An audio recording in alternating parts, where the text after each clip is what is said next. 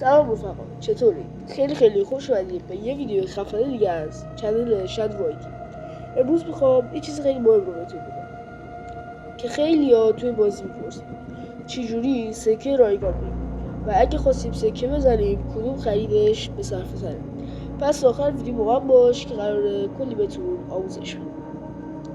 ببینید بچه‌ها، بهترین راهی که بدون خرج کردن پول میتونید سکه جمع کنید همین بتل پس بازی است. توی بتل پس هرچی مرحله ها بالاتر ببری یه سری جایزه میده که بینشون سکه رایگان، آیتم‌های خفن، اسکین و کلی چیزای دیگه است. پس حتی اگه نمیخوای پول خرج کنی حتما ماموریت‌ها و تسکای بتل پس رو انجام بده، چون راحت میتونی سکه جمع کنی. اگه خواستیم سکه بخریم چی بهتره؟ خب حالا اگه یکی خواست سکه بزنه، اینجا یکی خیلی مهم، هیچ وقت 50 تا سکه یا سکه های بیشتری نخرید بزنم، چون یه پک خیلی بصرفه تر است.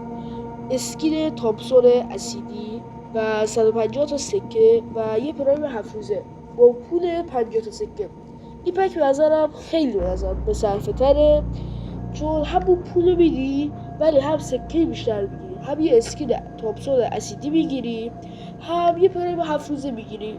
به نظر من این خیلی بصرفه تره. اگه خواستید برای اولین بار سکه بزنید حتما این پک رو انتخاب کنید.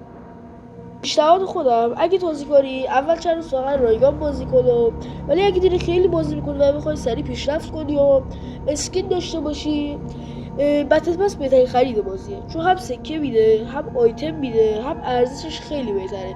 اون الیتش رو بخرید، چون میتونید هم سکه بگیرید، هم اسکین بگیرید، هم آیتم بگیرید، کلی چیزای خفن دیگه هم بگیرید.